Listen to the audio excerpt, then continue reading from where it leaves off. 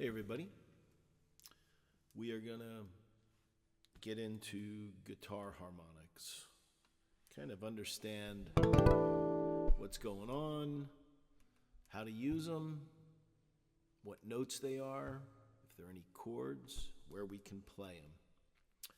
So we're going to start, and actually physically what is going on with the string. So when you, to play a harmonic, you're going to pluck the string and lightly have your finger on that string directly over the fret. And in this case, we're going to start at the 12th fret, okay? And it's a technique that doesn't take too long to kind of figure out. There's a little bit of real quick timing where you pluck the string. Right after you pluck it, you lift up your finger that's gently touching the string directly over the fret. So we're directly over the 12th fret with our finger, and we're going to pluck it and then let go of the string. Okay? And you can do that with all the strings. You can do them all at once.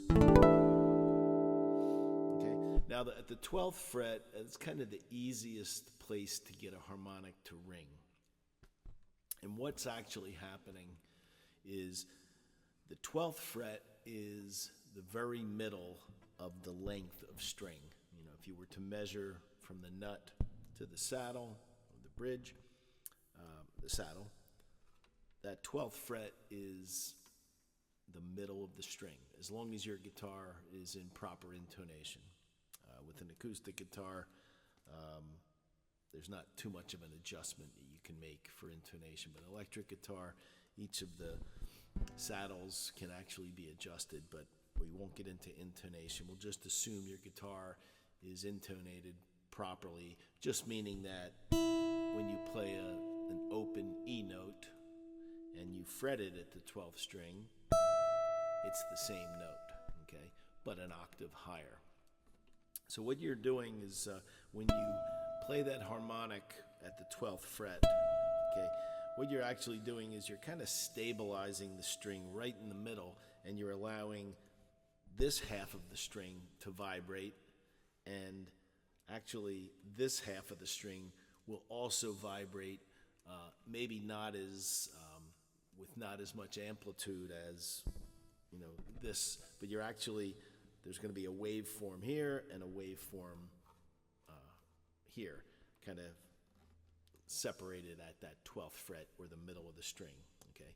And what is resulting is the vibration of the string when you compare it to just an open E note, whatever frequency that is, when you play the harmonic, okay, you're hearing just the vibration, a frequency that's actually doubled from what it was when it was open. But when you double that frequency, that is how you get the next an octave higher.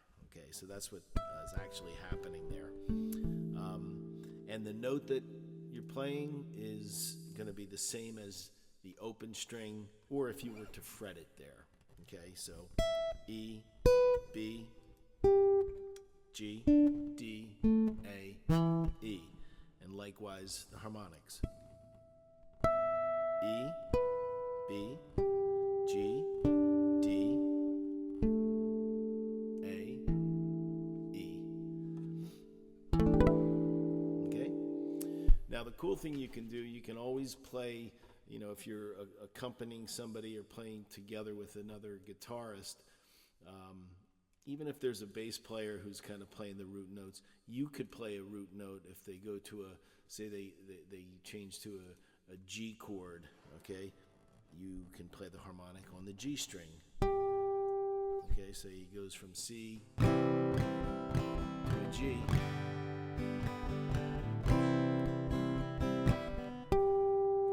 Okay, that G note can ring over the strumming of the G chord. But probably a little more involved is, can we play chords, okay? And what chords can we play on that 12th fret? What group of strings? And if you look at it, if you were to play the D, the G, and the B notes all together, okay, and I want to say, if you can just imagine barring and playing a G chord, a G bar chord up here, those three notes, the G, the D, the G, and the B, they're the three notes that make up a G chord. So if you grab all three of those strings with, these three fingers, your thumb, your index, and your middle, and you pluck all three of those strings, okay, open, that's actually a G chord. But if you play it the harmonic, that's a G chord as well. So, okay, now that's a G chord. And if you play a triad with you just go down one more string, you go down to the G, the B, and the E, that's actually an E minor.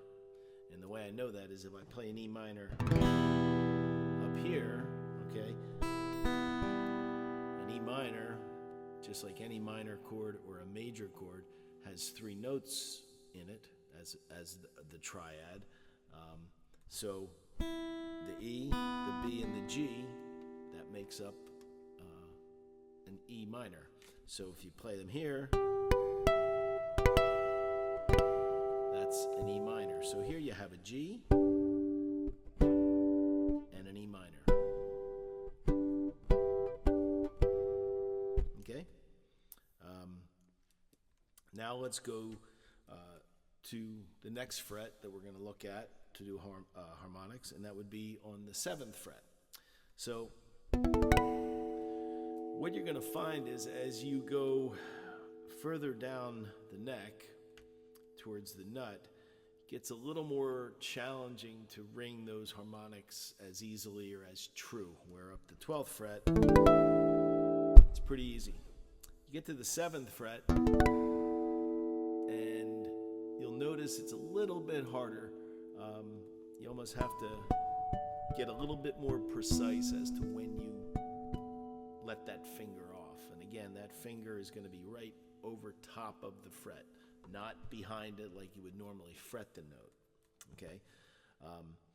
So what we have here now, when we hit the harmonic on each string, okay, let's just say the E string, the high E string, okay, that note is a B, okay? It's not an E.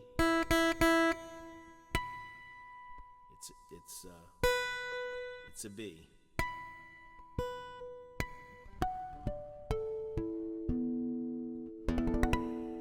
Okay, so going from the low E, the notes are B, E, A, D, F sharp, and B.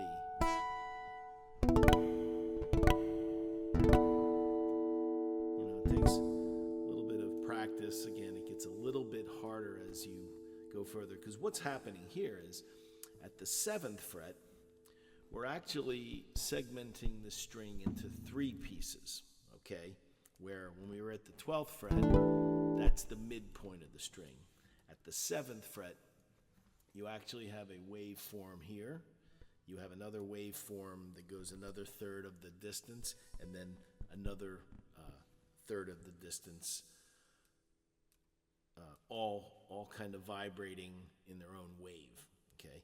And the way that you kind of stabilize it to get that harmonic is by holding your finger over the 7th fret, okay? And that note is a B. But what chords do we have, okay? Same kind of triad, up here, those three strings there in the middle, that's going to be a G chord, and these three higher strings, that's going to be an E minor. So back here, what is it? Well, if you just look at the way you would normally bar a chord here, that's a D chord, right? Okay, So if you're going to play those three strings, you know, the D, the G, and the B string, as a harmonic, and you play them all together,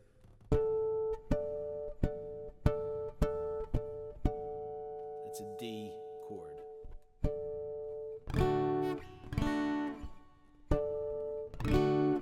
Okay, and what is this going to be? Well, when we think of playing up here, you were playing a G chord and an E minor chord. The E minor is the relative minor to the G. Well, the relative minor to a D would be a B minor. And when we say relative minor, the way I like to think of it is, what minor chord sounds pretty close to a D, and it's a B minor, okay? What minor sounds pretty close to a G, it's an E minor. That's its relative minor, okay? But again, when you play these three strings, the G, the B, and the D, G, and B string, that is going to be a D chord. So again, if you have an accompanist who's, you know, playing a D chord, that's, you know, fine to put in there, or you can arpeggiate them, you know.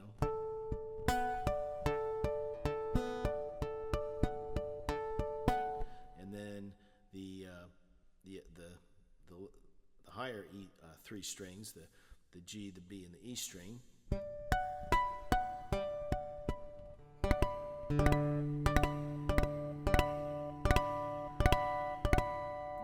that to ring, that's a B minor. All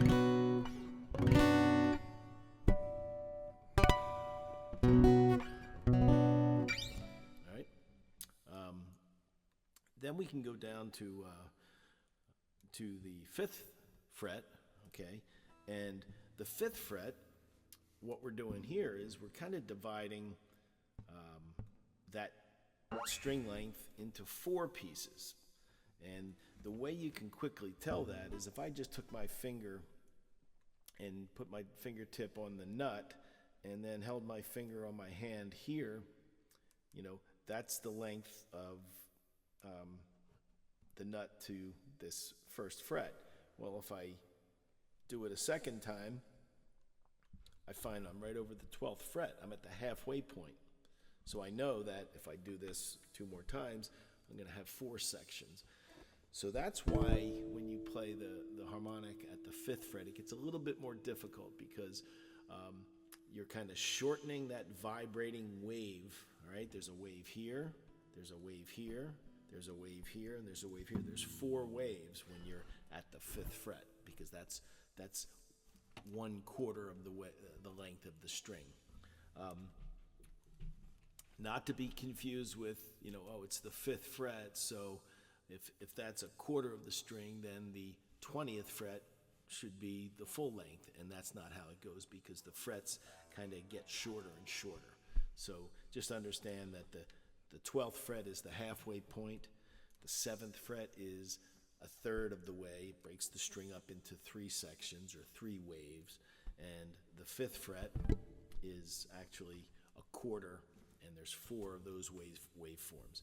So when we play those harmonics at the 5th, what notes are we playing? And because you're kind of doubling and doubling, it's actually it's going to be 2 octaves higher than, say, the high E string.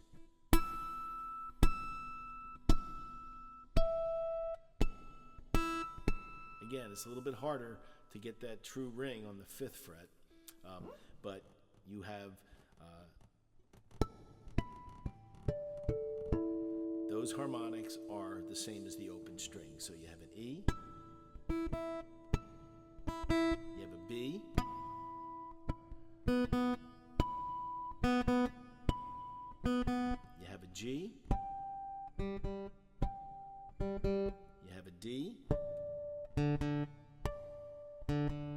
have an A,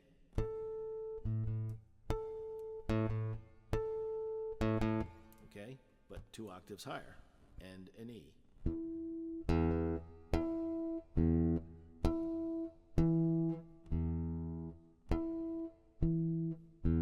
Okay, you have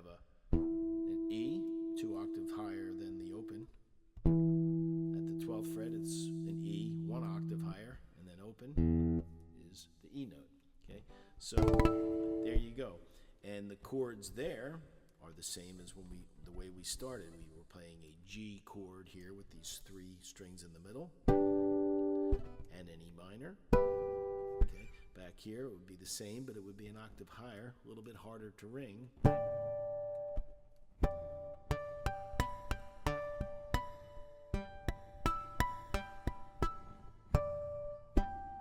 Okay.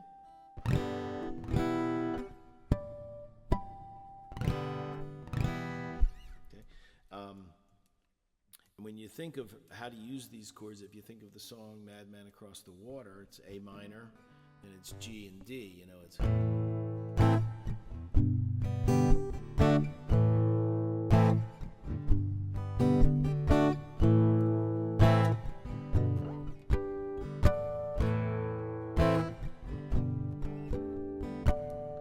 I'm playing that G and a D.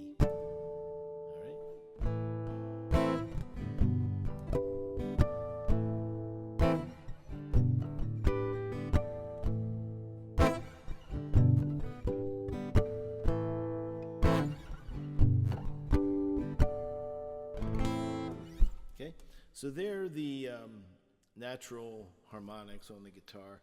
You can actually even get some harmonics on the 4th fret, but it gets even a little bit more difficult. I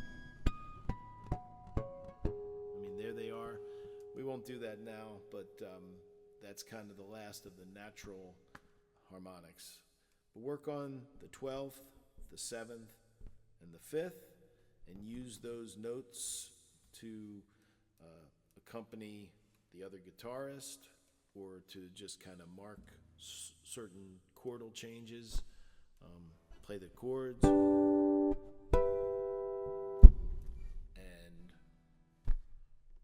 I wish you luck. Subscribe, like, and comment.